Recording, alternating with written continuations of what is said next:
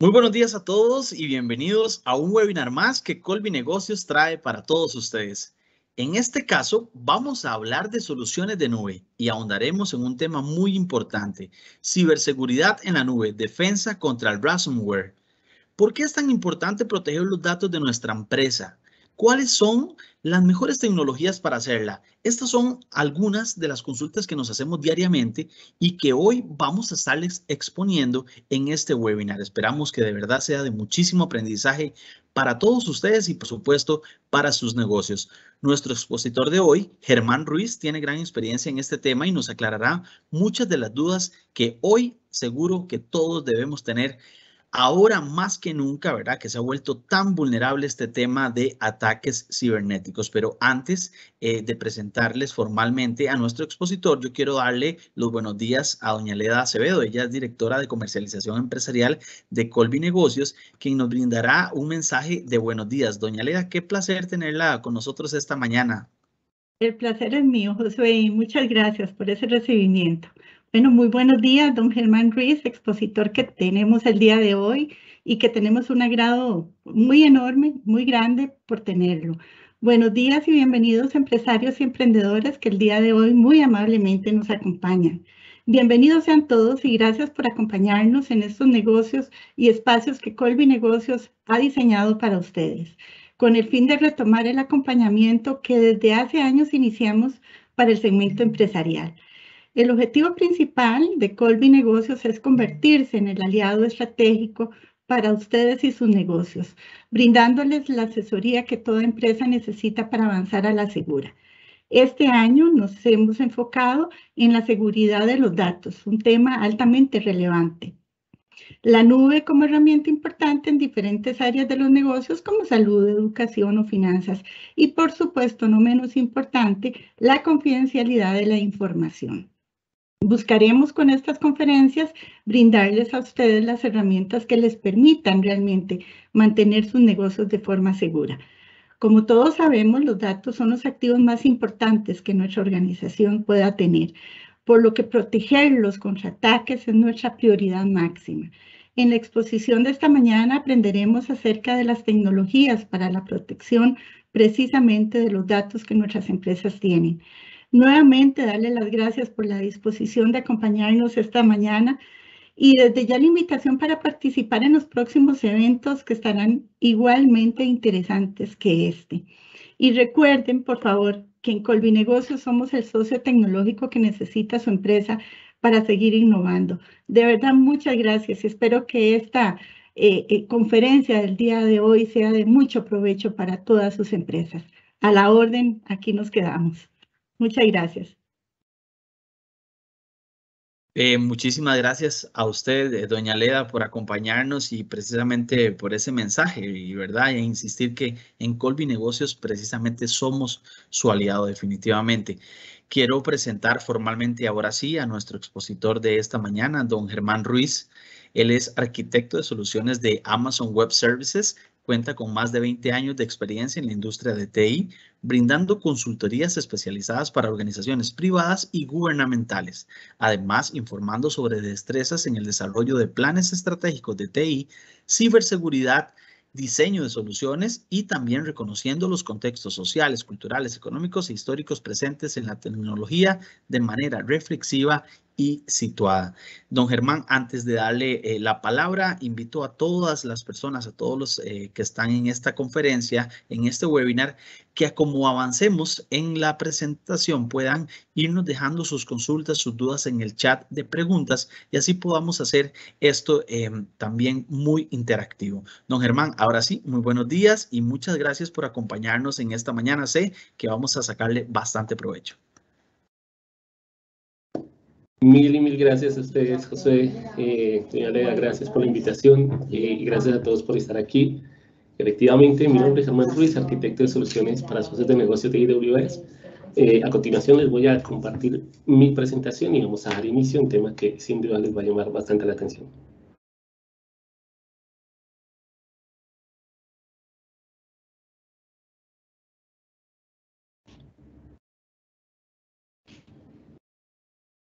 Muy bien, mil gracias. Me confirmen por favor si ya estamos viendo mi pantalla. Se ve perfecto. Adelante, don Germán. Ok, bueno, a todos de nuevo mil gracias por estar aquí. Nuestro tema de hoy, recordándolo de nuevo, ciberseguridad en la nube, defensa contra el ransomware. Y bien, hablemos de cuál es nuestra misión, porque estamos aquí el día de hoy, primero que todo. Nuestra misión el día de hoy es ayudarles a ustedes a configurar la capacidad de ponerse en marcha después de un evento operativo o de seguridad, como por ejemplo un ataque tipo ransomware. Esa es nuestra misión, que puedan ponerse en marcha de nuevo a partir de un evento de este estilo.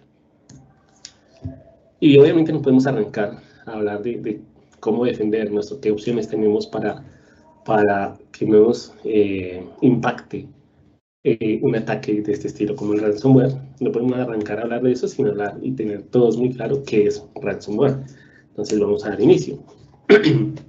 Básicamente, ¿qué es ransomware? Es la obtención de un acceso privilegiado y no autorizado a sistemas de datos, cifrando esa información y bloqueándola para que el acceso legítimo de usuarios que normalmente sí tenían acceso, bien sea que fueran los propietarios o que tuviesen compartida esa información, ya no lo puedan hacer porque han sido cifradas. Y para poder levantar ese cifrado exigen normalmente un rescate, en muchas ocasiones de varios miles o millones de dólares inclusive.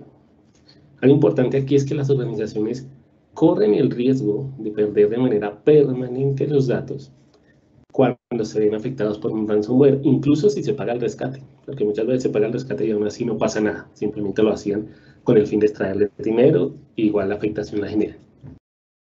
Y algo muy importante en este caso es que el ransomware también puede filtrar los datos de la víctima como una oportunidad de rescate secundaria. Aquí hay temas fuertes, porque aun cuando, digamos que en teoría levantaran el cifrado, si ya los atacantes tuvieran acceso a la información, podrían solicitar un rescate adicional por no filtrarla. Y en muchos casos esto puede ser bastante crítico.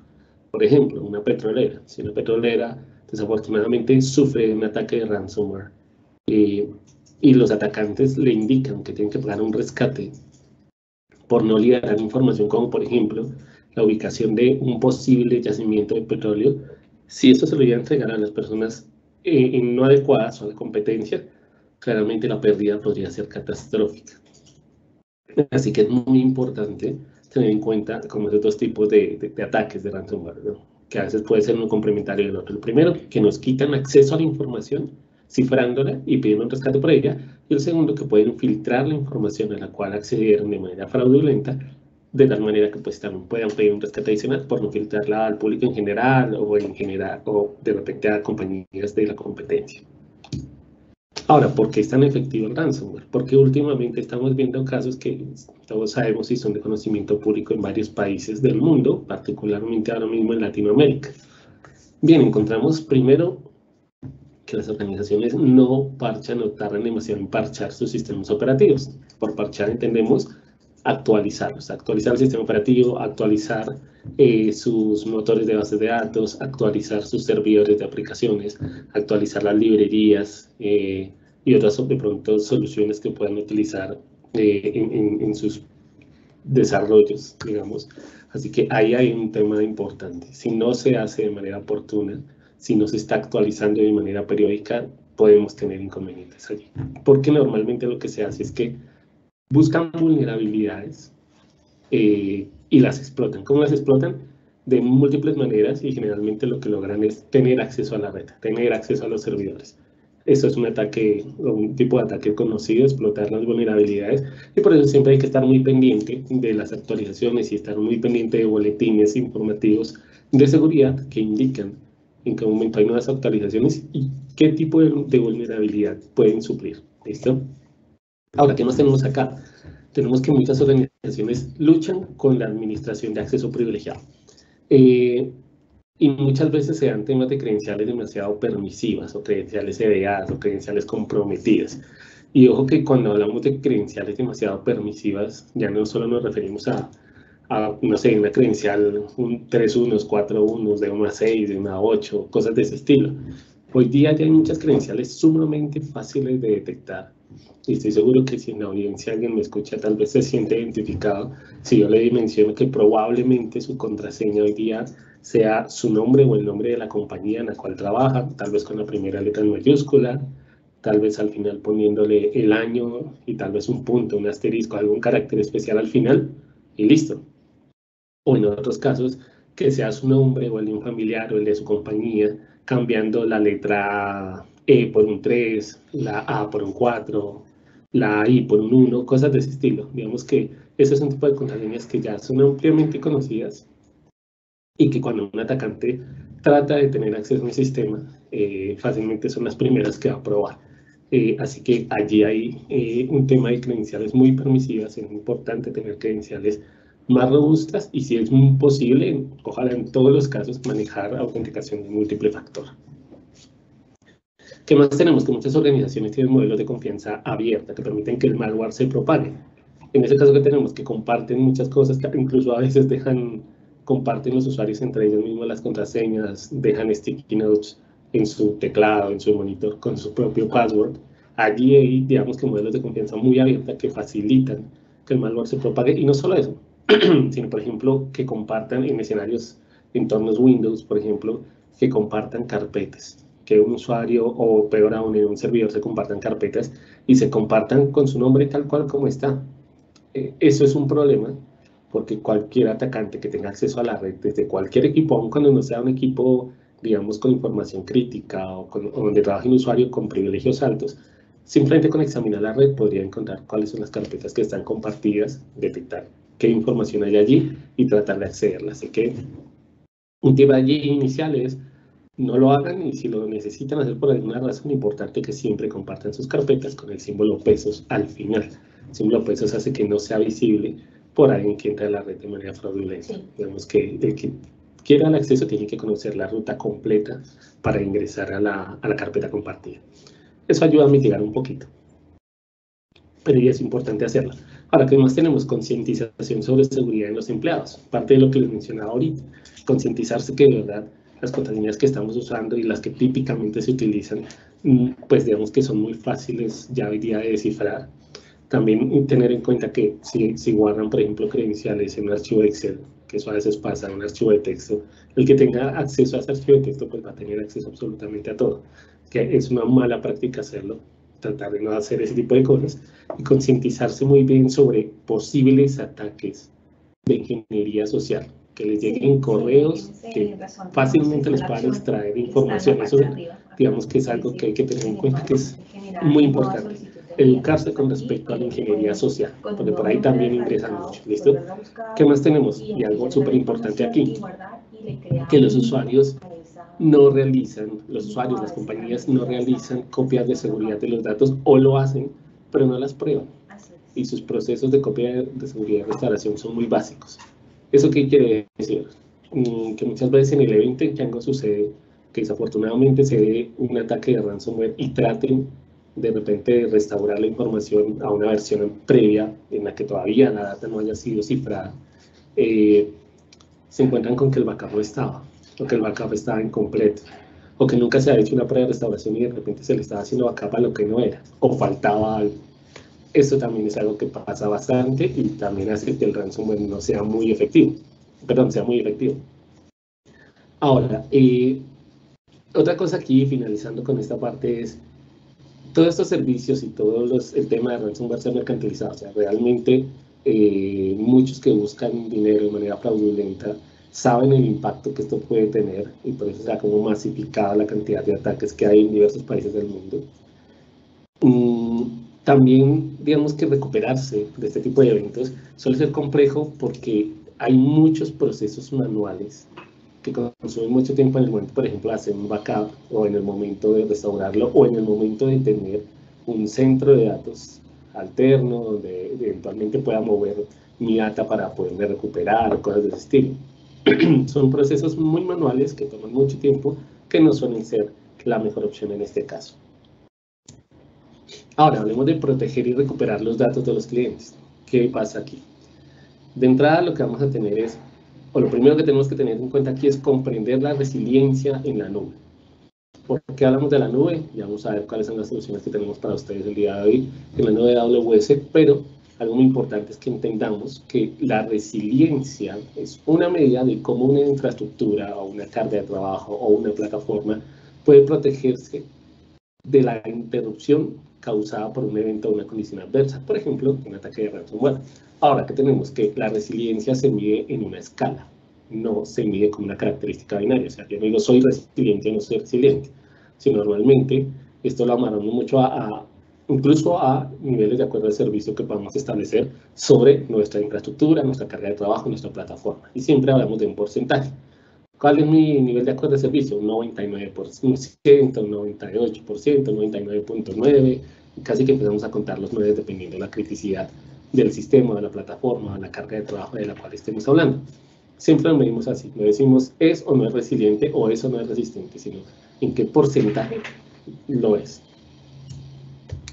Ahora, dado lo que les mencionaba anteriormente, del tipo de ataques que se pueden llegar a dar a nivel de ransomware, que no es solo que se cifre información, sino que aún si no se cifrara pueden accederla y asimismo compartirla, liberarla al público, con lo que eso implica, como el ejemplo de la petrolera que les di hace unos segundos. Tenemos una frase bien interesante de nuestro sitio en Amazon, el doctor Werner Vogels, que dice: baila como si nadie te estuviera viendo y cifra como si todo el mundo lo hiciera. Eso es algo bien importante. Es muy importante que en todos nuestros sistemas, desde que se introduce el primer dato en el cliente hasta que se alojan en un servidor de archivos o en una base de datos, esté cifrada la información. O sea, la información se cifra en origen, en tránsito y en reposo. Todo el tiempo tiene que estar cifrada. ¿Para qué? Para que si llegamos a tener un ataque de este estilo, aun cuando puedan acceder a la información, no la van a poder ver. ¿Por qué? Porque está cifrada y solo los usuarios con las credenciales adecuadas podrían verlo. Entonces, si la información es robada o extraída de manera ilícita, digamos que ahí vamos a garantizar que por lo menos, aunque la tengan, no la van a poder responder porque, o así las pongan, no va a ser accesible por nadie. Importante eso y ténganlo muy presente. Baila como si nadie te estuviera viendo, cifra como si todo el mundo lo hiciera.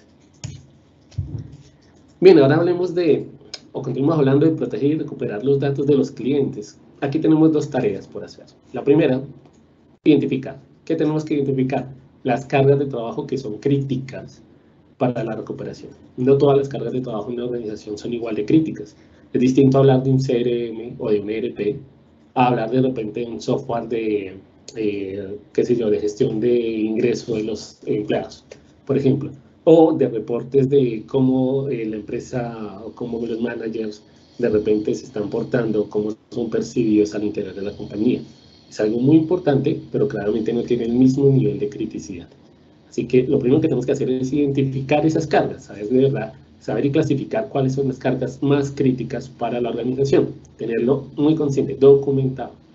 Y sobre eso ahí sí configurar una capacidad de recuperación de acuerdo a la permisividad que cada una de estas cargas de trabajo previamente clasificadas puedan tener con respecto a que el sistema esté por fuera o que una cantidad de datos se pueda perder en el tiempo. Ya vamos a hablar un poco de esos términos. Y lo tenemos acá. Vemos que con lo que les acabo de mencionar, generalmente lo que hacemos es crear grupos de protección. ¿A qué hace referencia este tema de los grupos de protección? Digamos que hablamos de 3 cosas aquí. Lo primero, digamos que sobre estos grupos de protección tenemos que equilibrar el tiempo de inactividad con la pérdida de datos, con el presupuesto que tenemos para cada aplicación o para cada carga de trabajo que tengamos. Sobre eso hay 2 siglas muy utilizadas mundo de la tecnología, y no solo en este, muchos más, que se conocen como el objetivo de punto de recuperación o RPO, que es la cantidad de pérdida de datos aceptable en cada una de estas cargas de trabajo. ¿Qué tantos datos puedo perder?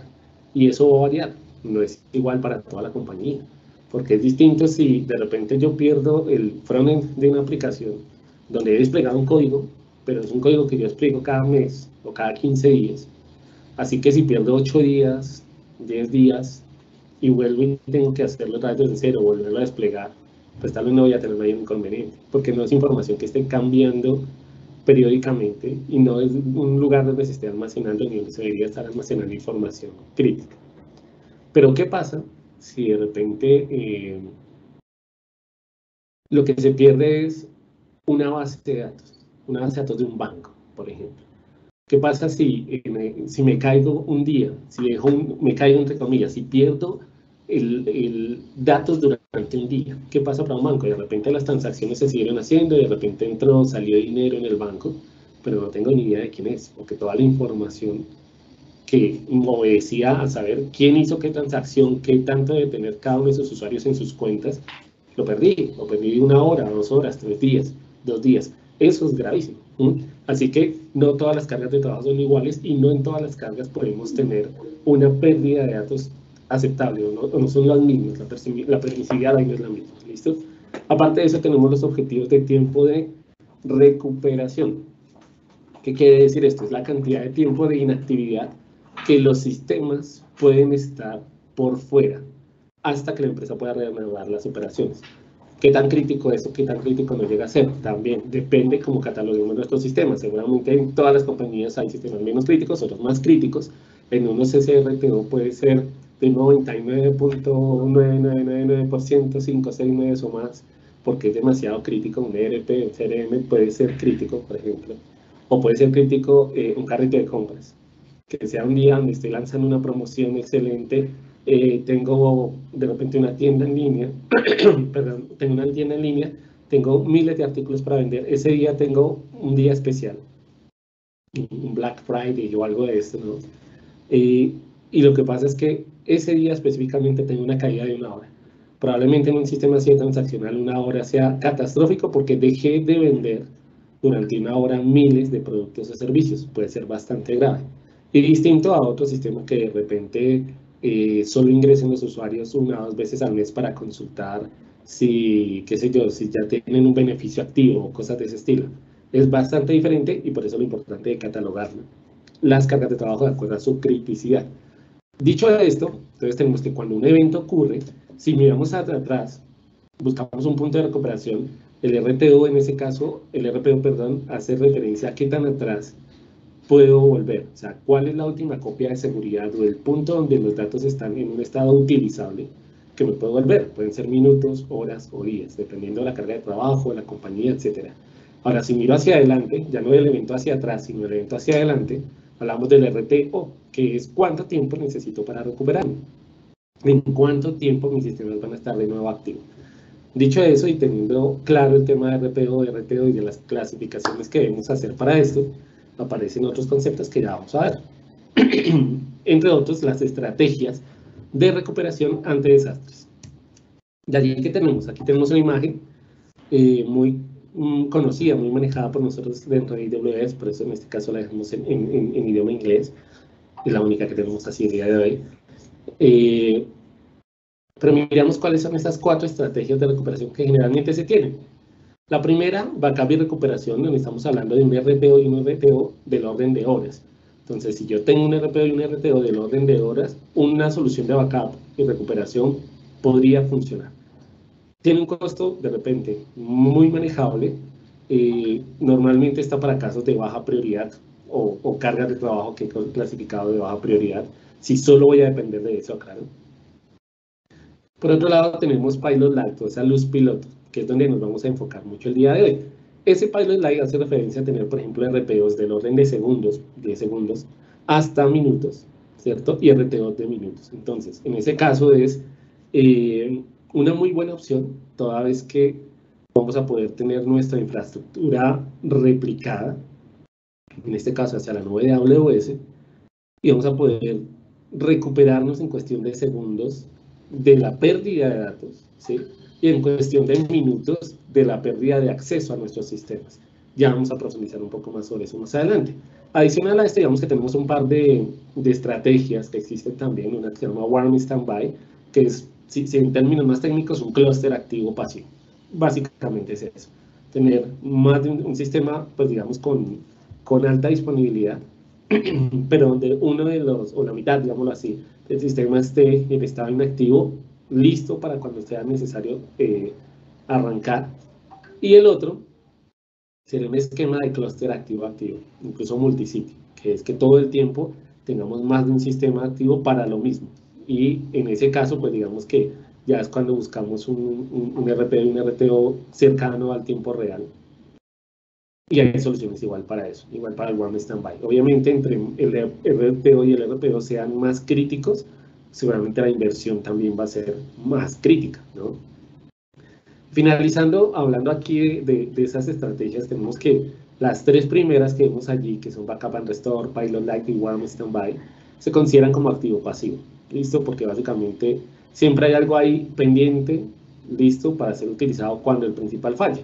Entonces, si falla por un ataque de ransomware un sistema activo, voy a, de manera pasiva, a hacer una recuperación a partir de un backup, o hacer una recuperación a partir de un centro alterno que tengo de contingencia en un estado mínimo y que solo cuando lo necesito lo pongo en full, digamos, capacidad, que ese es el modelo Pilot Light, o tengo un clúster activo-pasivo y paso el nodo pasivo al nodo activo en el momento que sea necesario. Sobre eso, digamos que se basan las estrategias, las más conocidas, y la idea de clasificar nuestras cargas de trabajo es saber en cuál de estas o cuáles de estas puede estar, porque algo importante aquí, el hecho de que un sistema no se caiga todo el tiempo, lo tengamos configurado como un clúster activo-activo y demás, que generalmente implica una inversión importante en licenciamiento, en hardware, en infraestructura, etc. Aun cuando tengamos eso, si algo pasa, por ejemplo, un ataque de ransomware, al estar activo y toda la data se está replicando, pues igual se va a caer. La infraestructura podría estar activa, pero la data podría estar corrupta y eso haría que igual la integridad de la información, la integridad del sistema de información de la aplicación no fuera la ideal y por ende se consideraría que no estaría activa, no estaría funcionando. Así que en todos los casos el tema de backup y recuperación igual aplicaría y el tema de Pilot Light lo mismo dependiendo de la carga de trabajo. ¿Listo? Entonces vamos a hablar un poquito más acerca de la recuperación ante desastres con AWS. Bien, ¿qué tenemos aquí? Lo primero, hablemos de cuáles son esos desafíos comunes ante la recuperación de desastres o ante desastres. Lo primero que tenemos aquí es el alto costo. ¿Por qué hablamos de alto costo? Porque decimos, bueno, yo me quiero recuperar si tengo algún desastre, quiero tener un centro de datos alterno, un centro de datos de contingencia. ¿Qué implica eso? Lo primero, alto costo. ¿Por qué? Porque todo lo que tenga en mi centro de datos principal lo voy a tener que también tener en mi centro de datos alterno. Eso es importante. Y si lo tengo que tener, quiere decir que en mi centro de datos alterno tengo una cantidad de recursos o de infraestructura costosa, duplicada e inactiva. Solo entra en el momento en que haga o que se tenga alguna falla, un ataque o algo así. ¿Qué más tenemos allí o cuáles son los desafíos adicionales allí? Los diversos tipos de infraestructura y sistemas operativos. Esto suele ser complejo. Dependiendo del sistema operativo, no siempre tenemos herramientas para poder... O sea, no basta solo con comprar todo el hardware o todos los fierros, es que llamamos, ¿no? Es necesario también tener compatibilidad en las soluciones que tenga para poder replicar la data entre un lado y el otro de manera lo más transparente posible. Allí la diversidad de infraestructura, de bases de datos, de sistemas de información, de sistemas operativos, de hardware también, que apoya esto, pues puede ser bastante complejo de manejar. Así que esa diversidad suele representar un reto. Problemas de compatibilidad, que de repente tengamos versiones muy antiguas o muy nuevas, suelen ser también un problema allí. También la incapacidad para lanzar o para alcanzar esos objetivos de recuperación, lo que hablábamos anteriormente de RP2 y RT2. Porque una cosa es tener los dos centros de datos y otra cosa es garantizar que la data se replique de una manera rápida y que aparte tenga mecanismos para pasar del centro de datos principal al centro de datos alterno, en este caso, hablándolo digamos, teniendo en cuenta una contingencia. Es una solución que puede llegar a ser compleja a nivel de seguridad, compleja a nivel de DNS, compleja a nivel de redes, compleja a nivel de almacenamiento, compleja a nivel de licenciamiento. Y eso hace que sean procesos de verdad complejos, que impliquen tener equipos de TI muy especializados y muchas veces duplicados. Porque si tenemos 20 personas en nuestro equipo de TI e implemento un centro de datos alterno para fines de contingencia, ¿qué me va a implicar eso? Lo ideal es que mínimo debería duplicar la cantidad de personal de TI. Porque si 20 personas necesito para administrar un centro de datos, o si tengo 2 centros de datos donde la replico y tienen todo exactamente igual, pues debería tener otras 20 o algo cercano. O sea que por ahí también hay un costo adicional. Y si no se hace así, pues va a haber una sobrecarga enorme sobre el personal de TI que originalmente administraba un solo centro de datos. Así que por allí hay un tema complejo. También la replicación de cargas de trabajo que están, digamos, que son ocupadas, que son sistemas muy transaccionales, que están cambiando todo el tiempo. A veces replicar esto suele ser complejo porque los cambios se dan con mucha frecuencia y una solución normal que me diga, no, es que yo cada hora o cada 2 horas o cada día estoy replicando entre el centro principal y el alterno, hace que funcione en algunos casos, pero en casos como cargas de trabajo que son muy transaccionales, que cambian todo el tiempo, esos digamos que ahí ya no, probablemente no funcionaría y el RT y el RPO que se haya definido para esa carga de trabajo no va a funcionar por la incapacidad que tendríamos de replicación constante, ¿no?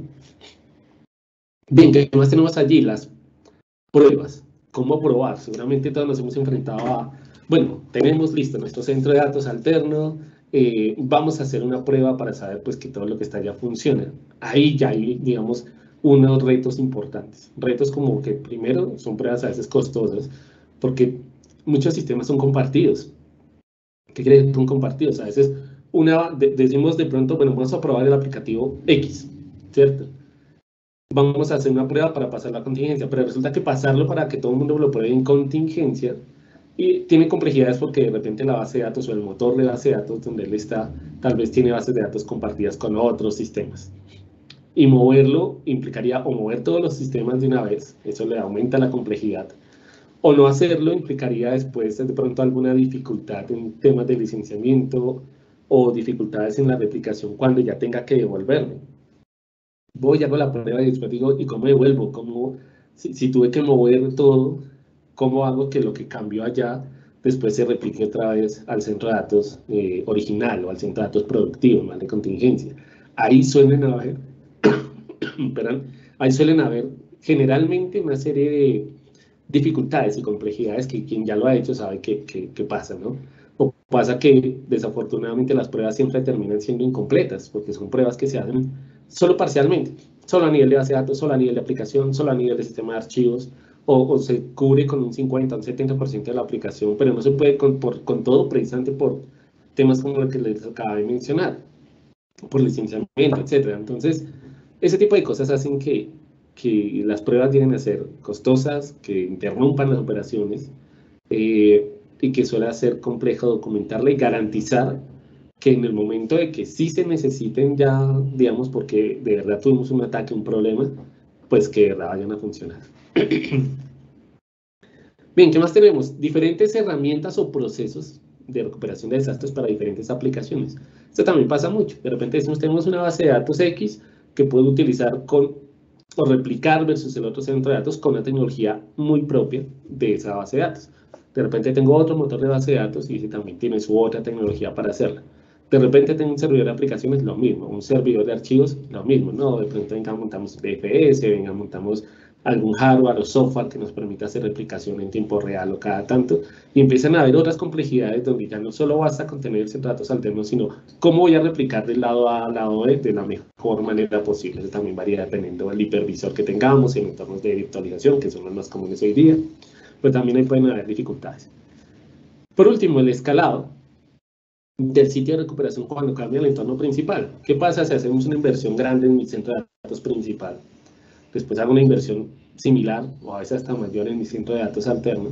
Un día me di cuenta que me quedé sin espacio en mi SAN o en mi sistema de almacenamiento, SAN, NAS, el que fuera que tengamos en nuestro centro de datos principal. En ese momento, ¿qué pasa? Digo, bueno, vamos a adicionémosle discos o módulos o incluso compremos uno nuevo porque ya no se puede extender más el sistema de almacenamiento. Ok, eso tiene una complejidad en costos, tiene complejidad en tiempo, porque decir comprar es una cosa, pero mientras se hace todo el proceso, mientras se hace la importación, la instalación, ahí pueden tomar meses incluso.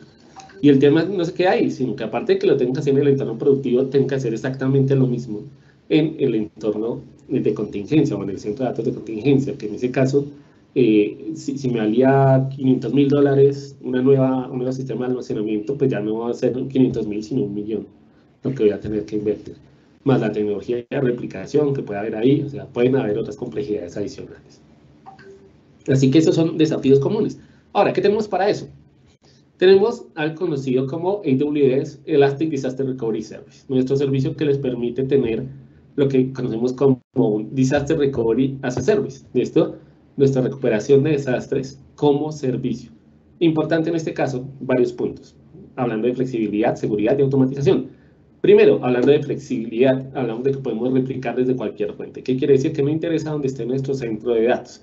Si lo tenemos on-premise, si lo tenemos en un modelo de colocation, si lo tenemos en una nube privada, si lo tenemos en un modelo de nube pública, en una nube de un tercero, o incluso si lo tenemos en la misma nube de AWS, no importa. Podemos hacer replicación de una región de AWS a otra región de AWS. Tampoco tenemos problemas, ¿listo? Así que podemos replicar desde cualquier fuente. ¿Qué replicamos? Nuestros sistemas. Hardware, pero servidores físicos, servidores virtuales. Importante también, admite una amplia gama de sistemas operativos, aplicaciones y bases de datos. Créanme, tenemos una gran compatibilidad con la mayoría, digamos, de los sistemas o bases de datos que hoy día están en el mercado, de aplicativos y demás. Toda la replicación se hace por bloques, digamos que se hace por debajo, por decirlo así, lo cual facilita o evita que tengamos que decir, venga, en el aplicativo 1 tengo que usar este método de replicación, en el 2 este otro, en la base de datos 1 este, en la base de datos 2 este, en el hipervisor 1 este, en el hipervisor 2 este. No, todo lo vamos a poder hacer de la misma manera. ¿Qué más tenemos allí importante? Eliminar los recursos inactivos del sitio de recuperación y pagar solo por lo que se necesita. En este caso esto obedece a un modelo que es Pilot Light. Cuando hablamos del modelo Pilot Light, ¿a qué hacemos referencia? A que realmente lo que vamos a tener no es todo el centro de datos replicado, ya lo vamos a ver en siguientes slides un poquito más en detalle, replicado a máquinas exactamente iguales, digamos, equivalentes de lo que tenga un premise hacia la nube, o en mi centro de datos origen a mi centro de datos destino en este caso, o de contingencia, sino que lo que vamos a hacer es tener, como esa luz piloto, como unos servidores desplegados muy pequeños, apenas necesarios para que la replicación exista.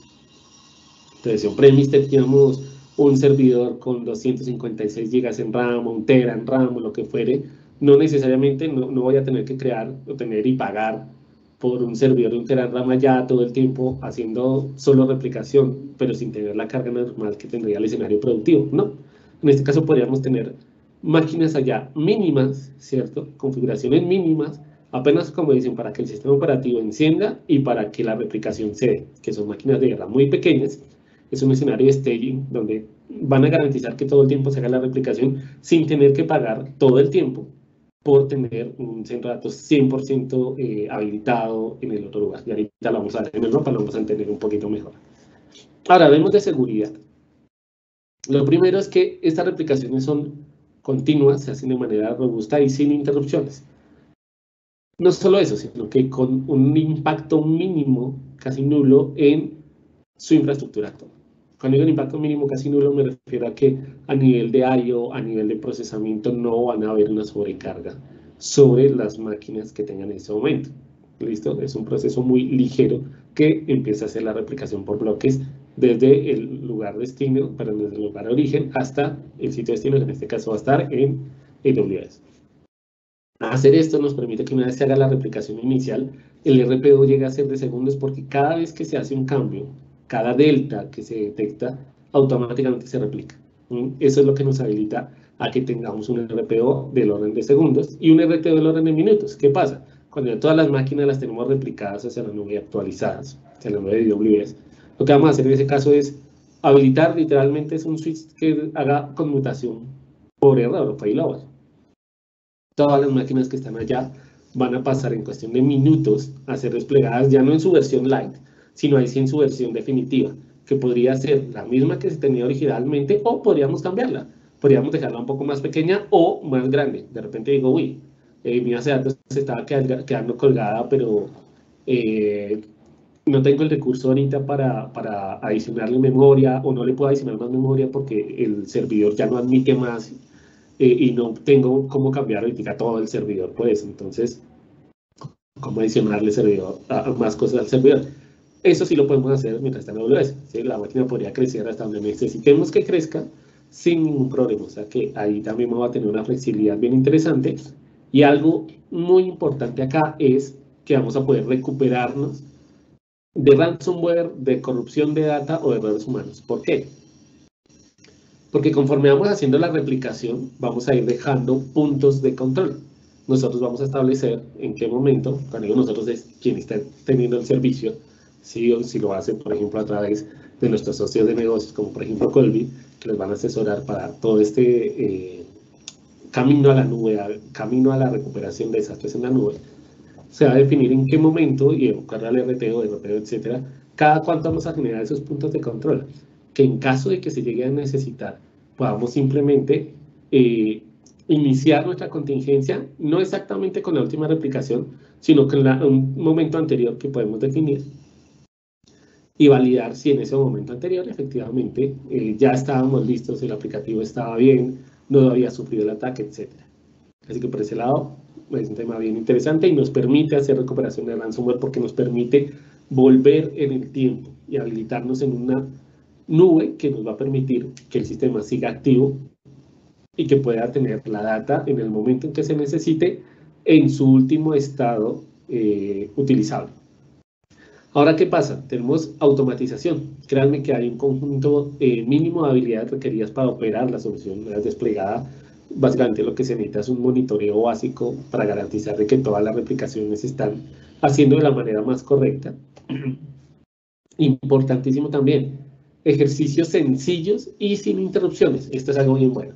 ¿Por qué son tan buenos? Porque ya no es necesario hacer toda la movilización que normalmente implica hacer una prueba o un drill que llamamos de un escenario de contingencia. En este caso, con esta solución, lo que vamos a tener es que vamos a poder hacer pruebas de manera que no implique ningún tipo de disrupción en el escenario de producción. ¿Qué va a pasar? Podemos seleccionar, qué sé yo, un aplicativo, no necesariamente un solo servidor, porque una carga de trabajo puede estar comprendida por muchos servidores. Bases de datos, directorio activo, otros servidores en los que tengan interdependencias, servidores de archivos, etc. Entonces podemos decir, bueno, esta aplicación se compone de estos 5 o 10 servidores que ya están replicados. Por favor, levantemos una prueba, seleccione cuáles son los servidores que competen para poder hacer esta prueba, que podría ser uno o podría ser un conjunto de servidores. Hago la prueba, esa prueba se hace en un entorno completamente aislado en AWS. Levanto los servicios, me puedo loguear, miro que la data esté, perfecto. Ah, sí, aquí está mi data, está funcional. Ok. Ah, no estaba. Entonces, venga, miremos en un punto anterior si ya estaba. Ah, ya estuvo, perfecto, ese me sirve. Eso en caso de un ataque, pero si no es por un ataque, sino que simplemente por temas de cumplimiento, tenemos que una vez cada año, cada 6 meses, cada 3 meses, hacer pruebas de contingencia y documentarlas, ¿cierto? Esta va a ser una forma muy sencilla de hacerlo. Lo mejor es que cuando terminamos la prueba que no afecta producción, ¿cierto? Que se levantan los servidores en un entorno completamente aislado. Una vez termine eso, lo que voy a hacer es decir, listo, finalicé mi prueba. Y lo que va a hacer es que va a destruir esos servidores. Ojo que mientras se hace la prueba no se afecta a producción, no se afecta a la replicación se sigue haciendo. Yo puedo tener una prueba 1 hora, 1 día, 2 días, 1 semana, el tiempo que necesite, sin que eso afecte producción y sin que eso afecte la replicación que se hace desde el centro de datos de origen hacia la nube de AWS. ¿Listo? O sea, ejercicios sencillos que facilitan la documentación y sin interrupciones para hacer pruebas de contingencia. Y pruebas antes de lanzar un failover, ¿sí? Porque digo, no, pasemos de una a la nube. Antes de pasarse, de pronto haga primero una prueba y valide en qué punto el sistema está apto para hacer el paso. Si es el más reciente, fabuloso. Si no, porque hubo un ataque tipo ransomware, primero haga pruebas devolviéndose en el tiempo unos minutos, 1 hora, 1 día. Y cuando encuentre el punto en que ya estaba estable, en que su información estaba bien, ese punto es el que va a subir. Y ahí es donde va a ser el paso, digamos, a producción del escenario que en ese momento era de contingencia. Algo importante también, el proceso es unificado. O sea, en la misma forma, una forma muy similar a cuando hago las pruebas, es ya hago el failover. O sea que hago la prueba, perfecto, funcionó. Después, desafortunadamente, tengo el escenario de ransomware. De una manera muy similar a como hice la prueba, hacemos el failover. Nos pasamos hacia la nube y listo. Y después también podemos hacer la conmutación por recuperación, que es básicamente volver Ya digo, bueno, ya solucioné, estuve ya un día, unas horas, una semana, lo que fuere, ahora quiero volver. Ya restauré mis servidores, bien sea que lo estuvieran en VMware, bien sea que lo estuvieran en Hyper-V, ya los tengo restaurados. O sea, ya solucioné el problema, digamos, si hubiera sido un daño, un problema en la memoria, no necesariamente un ransomware en todos los casos, y ya puedo volver. Entonces, en ese caso, lo que se va a empezar a hacer es una replicación inversa, por decirlo así. Lo que está en contingencia se empieza a replicar con lo que está en producción. ¿Qué tanto va a replicar? Depende. ¿Qué tanta información cambió? ¿Cuánto tiempo estuve allá? Se replica la información y vuelve de inicio. ¿Qué va a pasar? Si de repente uno dice, no, es que el servidor se dañó, la SAN se dañó, o sea, lo que había originalmente ya no hay nada. Es más, pudo haber sido un accidente mucho más grave, una inundación, un incendio, algo así, donde todos los servidores se hubieran dañado y no hubiera forma de recuperarlos, los del escenario productivo. Pues el centro de datos productivo no hay problema. Si se tiene un nuevo escenario en donde pueda aprovisionar de nuevo todo, definitivamente puedo otra vez replicar. Obviamente la réplica se va a demorar más porque va a tener que replicar todo de nuevo, pero lo podemos hacer. Está abierta la puerta para que si el centro de datos original, donde tenía toda la información, sufre un daño catastrófico a nivel de hardware o a nivel de algún evento, digamos, masivo o natural, igual podemos en otro lugar restaurar todo el centro de datos sin ningún problema. Bien, finalizando ya, llegando aquí al final de nuestra charla, quiero mostrarles cómo se ve ya, digamos, una topología o una arquitectura de cómo se ve una solución de este estilo. A la izquierda, en este caso, lo que tenemos es el centro de datos o nube donde originalmente se tiene la información, donde está el escenario productivo, su escenario de nube privada, su escenario de colocation, su escenario de centro de datos en sus instalaciones. Y lo que tenemos allí es que con los agentes de replicación se empieza a hacer esa replicación por bloques hacia una zona de staging en AWS. ¿Listo? Ese área de staging, como les mencionaba, son servidores de replicación ligeros, son instancias muy pequeñas que están allí única y exclusivamente para permitir que la replicación de la data se almacene en unos volúmenes de almacenamiento de datos, en este caso almacenamiento por bloques. ¿Qué va a pasar? En el momento en que se da un problema y se requiere ya hacer un failover, la data, digamos, las máquinas que se replicaron, lo que va a pasar es que van a pasar a una subred de recuperación. Ya no es una subred de staging, que la tenemos comentado a la mitad de la pantalla, sino una subred de recuperación. Ahí es donde sí las instancias se lanzan en el tamaño que se requiera, que puede ser cuando digo la instancia son unas máquinas virtuales, que puede ser el mismo tamaño que tenía cuando estaba en su centro de datos original, o ahí también puedo solicitar o hacer cambios para que suba con características de hardware distintas. Algo importante también aquí es que puedo llegar a automatizar que se hagan cambios a nivel de red. Podría decir, mira, cuando se haga el failover, que automáticamente la configuración de red, por alguna inconveniencia que tenga, cambie. Y que cuando haga el failback, o vuelva de nuevo a lo que tenemos on-premise o en el centro de datos original, vuelva y deje la misma red como estaba. Cuando digo la misma red, la misma configuración de red. Son, digamos, opciones que en algunos casos aplican y si alguien los requiere, ahí están y están disponibles. Así que el escenario final se ve así. Ahí está la arquitectura y cerramos con esto y es en la forma en que funciona, ¿no? O sea, lo primero que hacemos es esa evaluación, ese assessment inicial, donde lo que vamos a hacer es identificar servidores, redes, instancias, cuáles son las instancias o las máquinas virtuales que aplicarían en cada caso, se definirían los objetivos de recuperación para cada carga de trabajo, ¿no? Como venga, este conjunto de servidores componen esta carga de trabajo, que es muy crítica, entonces esto tendría una replicación así, estos otros tendrían otro tipo de replicación, puede que en otro caso aparezca que sean o que lo que se requiera solo con backup y recuperación tradicional, comida tradicional, pueda solucionar porque de repente el RTO y el RPO que definió así lo permite, de repente de horas o de días, entonces podría usarlo también de esa manera. Ahí hago la evaluación, clasifico qué va, qué no va a Elastic Disaster Recovery, después de que hago ese primer assessment, que en este caso lo pueden hacer con nuestros socios de negocios, como Colby en este caso, del grupo ICE, lo que hacemos es instalar los agentes y empieza a hacer la replicación hacia esa zona de staging que vimos, donde se hace esa replicación ligera hacia esos servidores ligeros que permiten hacer la replicación. Posteriormente se hace una configuración del plano. ¿Qué quiere decir eso? Se configura cómo se van a iniciar los servidores una vez se recuperen. O sea, si necesito hacer una recuperación, los subo como estaban originalmente o no, les cambio, bien sea para mejorar o para disminuir sus clasificaciones, perdón, sus características de hardware.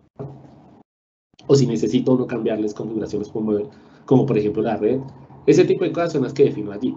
Después hacemos un drill o una prueba, que es, probamos el servidor destino, miro, hago pruebas de aceptación, ¿sí? Donde digo, oiga, sí, efectivamente la prueba ya funcionó en el tiempo que necesitaba, la data está allí, todo esto está bien. ¿Todo funcionó perfecto? Ok. Si no funcionó, entonces pues en ese punto podemos hacer correcciones, es decir, no necesitaba que se hiciera el cambio en la red, o sí, o necesitaba que mejor no se incrementara, sino que al contrario se le bajaran las características de hardware a una de las máquinas virtuales que he replicado. Perfecto, se hace la corrección, se reconfigura el plano y volvemos a iterar. Hacemos las pruebas, perfecto, ya funcionó, estamos listos. ¿Qué sigue ahí en adelante? La operación. Pasamos allá a esta parte de operación, donde básicamente lo que vamos a hacer es una replicación, un monitoreo. Esa sería la sobrecarga que tendría el equipo de TI. Básicamente tendría que hacer unas operaciones de monitoreo para garantizar que definitivamente la replicación se está dando en el mejor momento, se está llevando de una manera saludable, por decirlo así. Y ellos también se van a encargar de agregar o quitar servidores, que eso es algo que normalmente sí no sería tan fácil, ¿sí? De repente si nos dicen, venga, necesitamos 2 nuevos aplicativos que entre los dos necesitan 30 servidores. En un escenario normal tendría que comprar los servidores en producción y comprarlos también en un escenario de contingencia tradicional en un centro de datos en un premise, lo cual sería demorado, sería costoso. Y no solo eso, sino que de repente dicen, pero esta aplicación funcionó un año y ya no la vamos a usar más, porque era por un año. Bien sea porque desde el principio se concibió así, o porque el negocio o lo que fuera hizo que ya no se necesitara más. En un escenario tradicional tendríamos problemas porque la inversión ya se habría hecho, los servidores ya están ahí, la gente adicional ya estaba, todo eso ya estaba. Sería un escenario complejo de manejar. En este caso, simplemente decimos, bueno, quitamos replicación, perfecto, ¿qué pasó? Absolutamente nada, simplemente es algo de cuestión de clics, literalmente, para lograrlo. Y no tiene ni esos delays, ni esas inversiones, digamos, a largo plazo que podrían verse afectadas si son proyectos de corto o mediano plazo. En este caso no tendríamos ese tipo de inconvenientes, por ende pues funcionaría bastante bien. Y la operación se haría de acuerdo a eso, ¿no? Quito, pongo servidores, actualizo configuraciones, monitoreo todo el tiempo que la replicación esté bien, hago pruebas o drills cada tanto, de acuerdo a lo que por cumplimiento de repente me establezca una organización o un ente de control, lo hago, lo documento y eso es lo que tendría que hacer. Ahora, ¿qué pasa? Llegó el día que nadie quiere, el día en que el ransomware llega a la organización. ¿Qué va a pasar en ese momento? Lo que se va a hacer en ese momento es la conmutación por error. Decimos, bueno, ¿cuántas cargas de trabajo o servidores se ven afectados? Tantos. Esos servidores son los que voy a mandar entonces para la conmutación por error. ¿En qué momento se va a hacer? De manera, pues digamos, inmediata, pero en el punto en el que la información esté en un estado utilizable. Hago una conmutación por error, listo, y empiezo a trabajar allá. Muevo las cargas para allá, todo el mundo empieza a trabajar allá. Empieza a trabajar con los servidores en la nube de AWS. ¿Y qué pasa? Cuando ya me pueda recuperar, hago la replicación inversa, redirecciono de nuevo a los usuarios a donde originalmente estaban o al lugar que se establezca y hacemos lo que conocemos como un failback o una conmutación por recuperación para eso. Y listo, digamos que es la forma en que lo podemos hacer. Se podría hacer de manera masiva, lo podríamos hacer por servidor, lo podemos hacer por carga de trabajo, porque no en todos los casos el ransomware afecta a toda la organización. De repente afecta solo un file server o una aplicación, 2 aplicaciones, etcétera.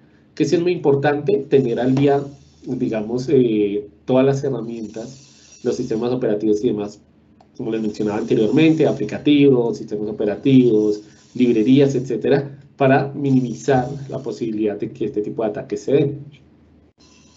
Concientizar mucho a los usuarios para evitar que, aun cuando no se tengan esas debilidades o todos los sistemas sí estén parchados, evitar ataques de ingeniería social que permitan de todos modos al atacante entrar de manera lícita y que ellos puedan ahí aplicar y hacer el cifrado. Digamos que ese tipo de ataques son complejos.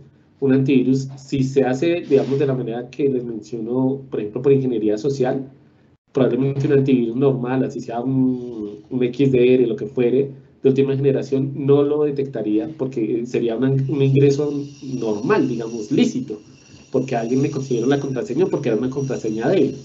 Y en ese sentido, digamos que por más de que se tuviera el antivirus actualizado y demás, aún así podría pasar. ¿Listo? O sea, olvidémonos de que es solo el tema de tener parchado todo, no. Ese es digamos, es una de las principales causas, pero el tema de ingeniería social y de contraseñas débiles también lo es, y ese punto es igual o más delicado porque es mucho más complejo de detectar. ¿Sí? Es difícil saber a quién le violentaron la contraseña, a quién se la adivinaron. Y si esa persona preciso tenía algún nivel de administración sobre alguna de las plataformas, pues ya el atacante estaba adentro de una manera lícita, porque lo hizo sin violentar una contraseña, sin violentar o sin explotar más bien una vulnerabilidad, nada de eso. Así que por ahí es que está el tema, ¿no?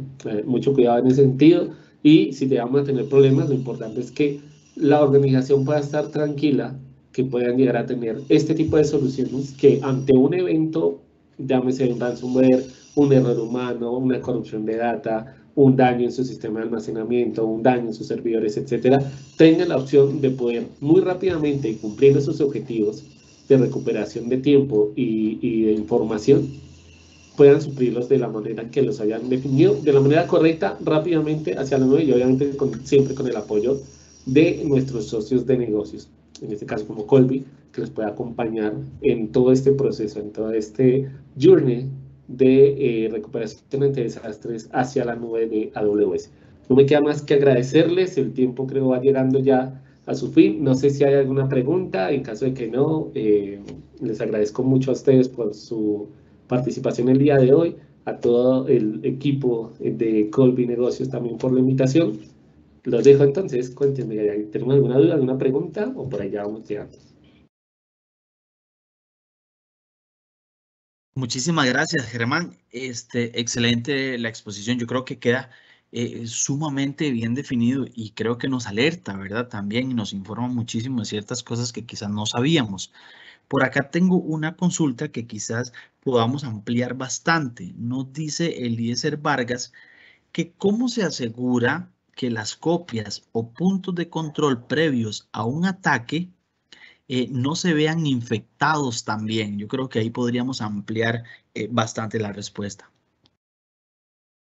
Bien, buena pregunta, buena pregunta. En este caso, algo importante es que podemos hacer drills, ¿no? O sea, que cuando hacemos la replicación, nosotros antes de disparar un failover, antes de enviar todo hacia la nube, o encenderlo, porque ya estaría en la nube, antes de encenderlo, podemos hacer pruebas para validar en diferentes momentos del tiempo si efectivamente la plataforma está o no está en el estado en que necesitamos que esté.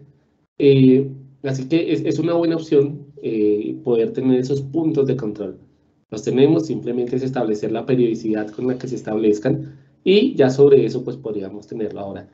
¿De qué depende? Digamos que ahí hay otras validaciones que se pueden hacer, ya no versus la información replicada, que bueno, ya la repliqué, está en la nube, yo puedo validar una hora, un día, 2 días, una semana antes, un mes antes, cómo estaba la información. Pero también on-premise o en el centro de datos original hay algunas tareas por hacer. ¿Qué tipos de tareas hay que hacer? Tener todo el tiempo, reitero, la información actualizada, tener muy buen monitoreo. Esto es algo bien importante, o sea, mecanismos de detección que les permita a ustedes saber, por ejemplo, cuándo hubo una corrupción de datos, cuándo hubo un acceso no autorizado. Ahí sí ya va a depender mucho del sistema operativo que se maneje, de repente el tipo de antivirus que se tenga y en los sistemas de monitoreo que puedan tener localmente.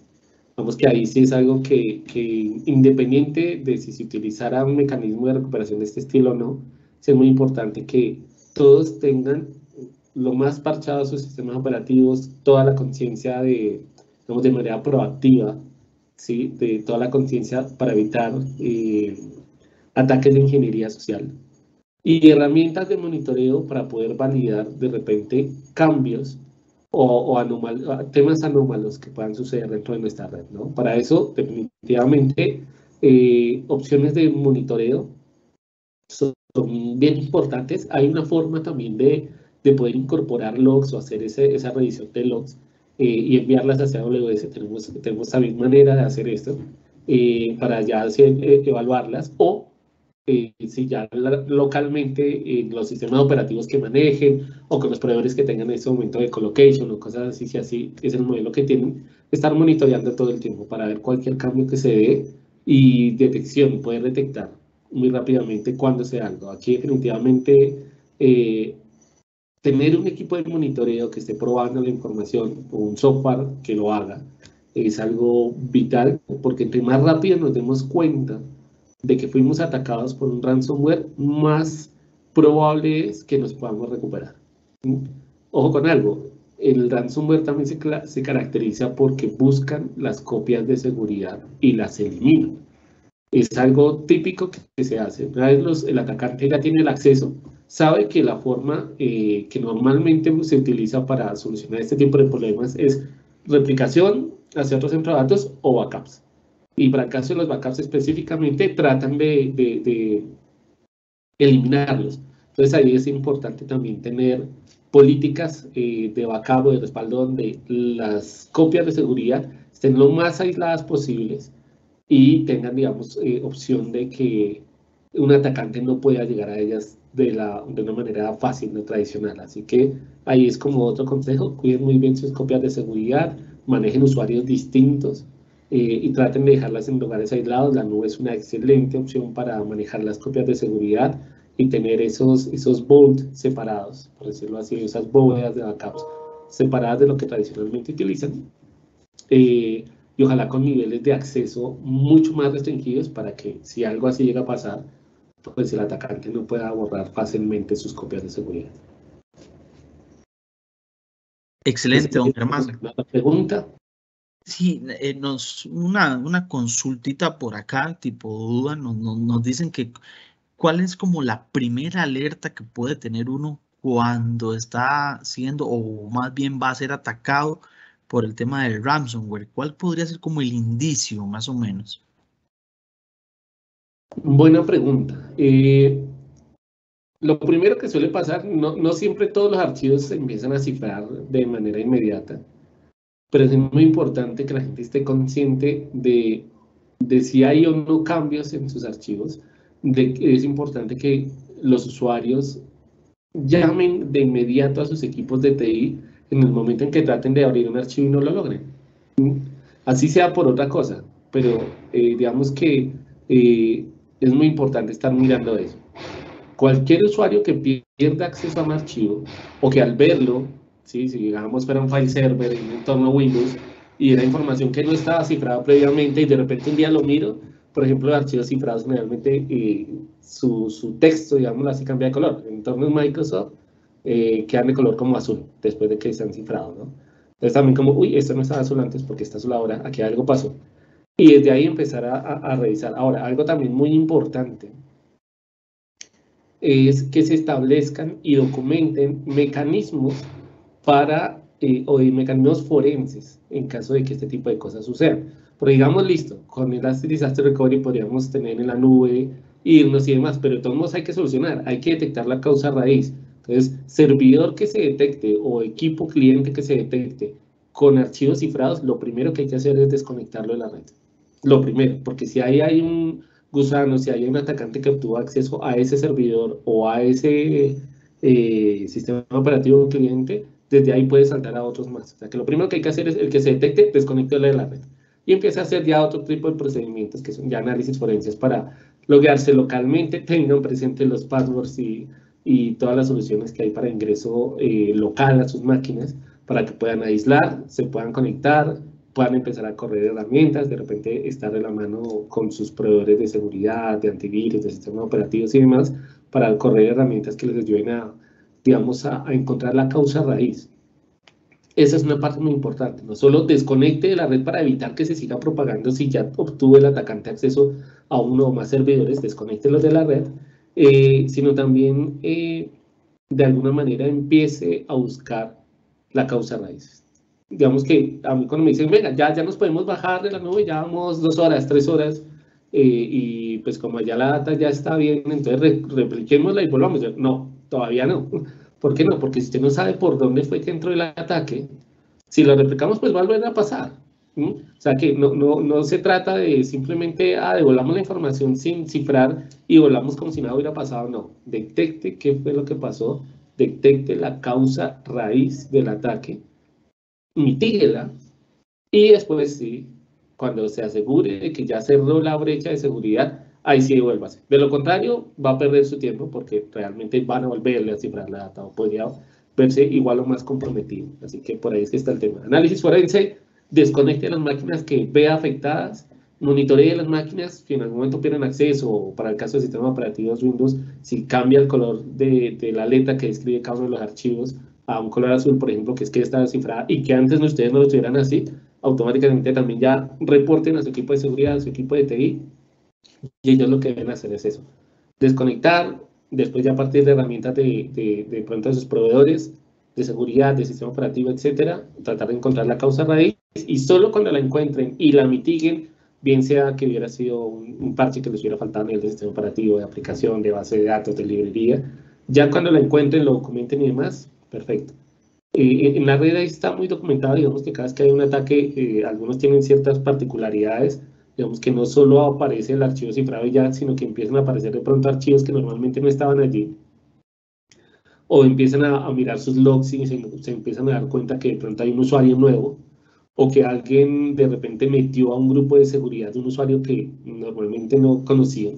Eso es algo que hay que revisar, y muy importante estar mirando muy bien en los logs de acceso a sus servidores, a sus sistemas operativos, qué usuarios están logueando, para detectar de repente si un usuario X un día se logueó a un servidor pero nunca lo había hecho, ahí ya hay una anomalía, ¿sí?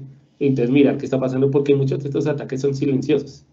Muchos son, o sea, a veces el atacante dura un buen tiempo dentro de la red antes de que pueda encontrar qué atacar y cómo atacarla. Así que es muy importante, digamos, monitorear muy bien, controlar muy bien quién se puede loguear en qué lugar. Eso lo pueden hacer, digamos que dependiendo cómo manejen sus identidades, pueden establecer controles de que el usuario X solo se puede loguear en su equipo X, no el usuario X en cualquier equipo de la red. Eso también evita que de repente puedan empezarse a dar accesos no autorizados y evitar también ese tipo de situaciones anómalas. Así que es mitigar. Una forma buena de mitigar es reduzcan la superficie de ataque y reduzcan la cantidad de permisos que le dan a cada usuario, que cada usuario se pueda loguear solo en el aplicativo que debe ser, solo con lo que debe utilizar en su máquina, no debe ser usuario administrador. Y si lo es, tienen que ser, bajo unos parámetros muy específicos, estén cambiando frecuentemente los passwords de administrador local. Eso también es muy importante, porque con que violenten el de una máquina, y si ese es el administrador local de casi todas sus máquinas, así no sean los servidores, pero sí las máquinas de sus clientes, pues con que un atacante tenga acceso a una de las máquinas del cliente, al administrador, sabe que lo primero que hace es tratar de probar con ese mismo usuario acceso a otras máquinas. Y si lo logra, pues va a ser una forma muy fácil de que empiece a propagar su ransomware, su ejecutable, lo que fuere que corre, selecciona los archivos, los cifra, de hecho los suele hacer muy rápido. Así que es otra cosa que hay que tener en cuenta en este caso. Excelente, don Germán. Un par de preguntas que ingresaron más ya se respondieron a lo largo de la exposición y ya nos estaba venciendo un poco el tiempo. Entonces yo agradecería de su parte que nos regale una conclusión del tema para ir cerrando el webinar de esta mañana.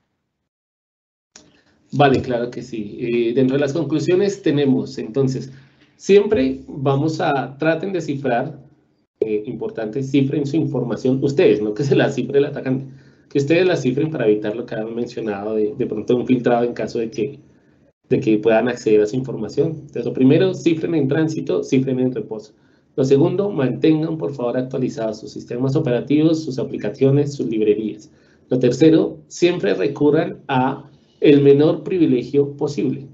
Lo cuarto, traten de manejar administradores locales de manera muy restringida y que nunca sea la misma contraseña para todos en su red. Siempre estén cambiando, por favor, eso es bien importante.